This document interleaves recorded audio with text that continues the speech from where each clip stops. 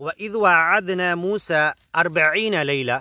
اے یعقوب علیہ السلام کی اولاد بنی اسرائیل، اس ہمارے وعدے کو یاد کرو جب ہم نے حضرت موسیٰ سے کیا تھا 40 راتوں کا۔ ثم اتخذتم العجل، اور جب وہ اپنے رب سے ملنے پہاڑ پر بات کرنے کے لیے گئے، وحی لینے کے لیے، توریت کی تختیاں 10 کمانڈمنٹ لینے کے لیے گئے، اتخذتم العجل من بعدہ، تم بچھڑے کی پوجا کرنے لگے، بچھڑے کو خدا بنا لیے۔ سامری نے جو کیا تھا سورہ طٰہٰ میں ہے، ہم بتائیں گے۔ من بعدہ وانتم ظالمون، اور تم ظلم کر رہے تھے۔ ثم عفونا عنکم، پھر ہم نے تمہیں معاف کر دیا۔ من بعد ذلک، اس کے بعد، لعلکم تشکرون،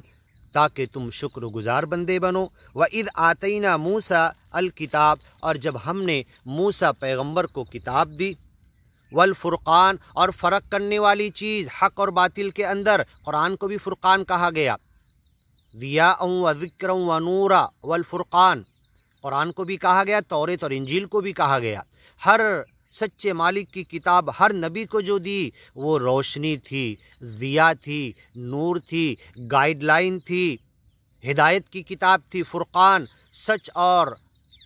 حق اور باطل کے درمیان فرق کرنے والی چیز تھی۔ لعلکم تہتدون، اس لیے ہم نے یہ کتاب تمہیں دی تھی تاکہ تم ہدایت پر آ جاؤ۔ وَإِذْ قَالَ مُوسَىٰ، اور جب موسیٰ پیغمبر نے کہا، لِقَوْمِهِ، اپنی قوم سے، یا قوم، اے میرے قوم کے لوگو، اِنَّكُمْ ظَلَمْتُمْ أَنفُسَكُمْ، تم نے بچھڑی کی پوجا کر کے اپنے آپ پہ ظلم کیا، بِاتِّخَاذِكُمُ الْعِجْلَ، جو تم نے بنا لیا سونے اور چاندی کا اپنے،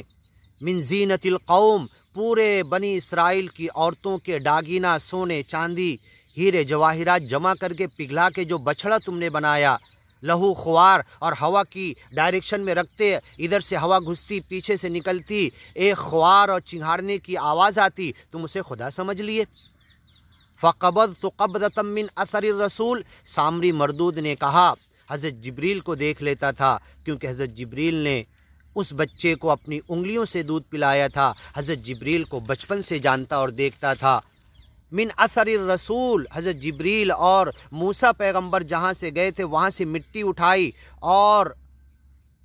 وہ اس چاندی سونے کو پگھلانے میں اس مٹی کو ڈال دیا، اور اس بچھڑے کے اندر کچھ الگ اسٹائل کی آواز آنے لگی، اسے کہہ دیا خدا ہے۔ الہ موسیٰ فنسیہ، یہی موسیٰ پیغمبر کا نعوذ باللہ سچا خدا ہے۔ وہ موسیٰ پیغمبر تو غائب ہو گئے، ہلاک ہو گئے، بھول گئے، پتہ نہیں کہاں بھٹک گئے،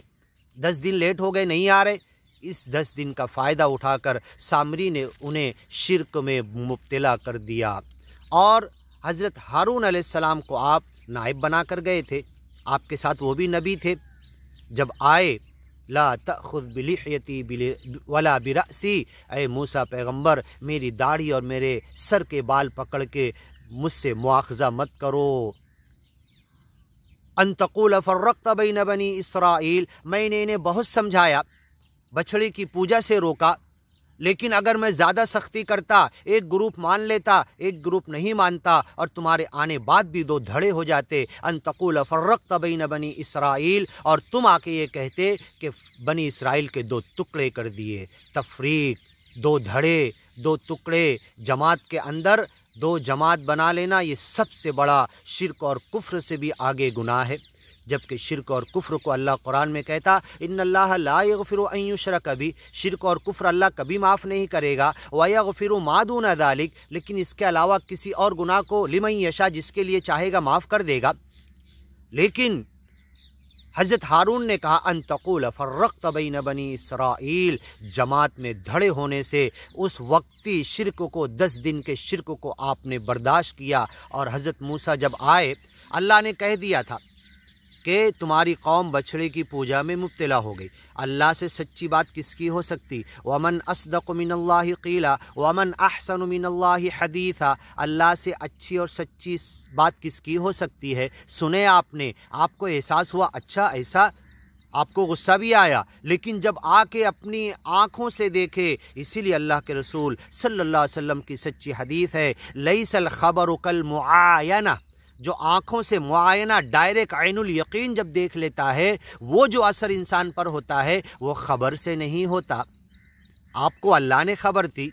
اللہ سب سے اچھا سچا خبر دینے والا، پھر بھی وہ اثر نہیں ہوا جب حضرت موسیٰ نے آ کر اپنی آنکھ سے دیکھا کہ قوم کے بنی اسرائیل کے کچھ لوگ بچھڑے کی پوجا میں اس کے اسٹیچو، اس کی مورتی بنا کر سونے چاندی کا اس کے اندر لگے ہوئے ہیں،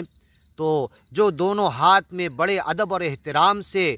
پتھر پر لکھی ہوئی تختیاں، 10 کمانڈمنٹ، توریت کی باتیں لے کر آئے تھے، پہاڑ سے اترتے ہوئے آئے تھے، اس بھاری پتھر کی تختیوں کو لے کر جب آ کر اپنی آنکھ سے اپنی قوم کو شرک اور کفر میں دیکھا، بت پرستی میں مبتلا دیکھا، وَأَلْقَى الْأَلْوَاحَ، دونوں ان تختیوں کو، وہ اللہ کی کتاب تھی، وہ بھی تختیاں، 10 کمانڈمنٹ، توریت،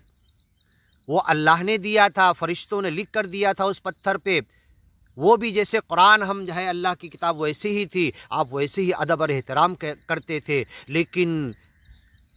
امت کے دھڑے ہو رہے، امت شرک اور کفر میں جا رہی، غلط لائن پر جا رہی، وَأَلْقَى الْأَلْوَاحَ، آپ نے غصے کے مارے تختیاں پھینک دی، چھوڑ دی، ٹوٹ گئی وہ، اور جا کے اپنی قوم کی خبر لینے لگے، اپنے بھائی حضرت ہارون سے بات کرنے لگے۔ بعد میں احساس ہوا کہ میں نے تختیاں پھینک دی، چورے چورے ٹکڑا ہو گئی، جو لکھا ہوا تھا سب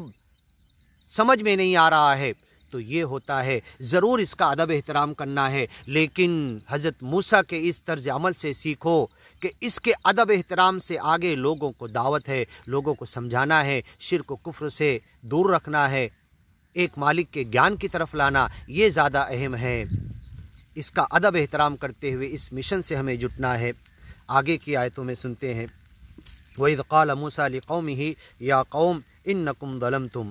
وَإِذْ آتَيْنَا مُوسَىٰ الْكِتَابَ وَالْفُرْقَانَ، آگے کی آیتوں میں سنتے ہیں،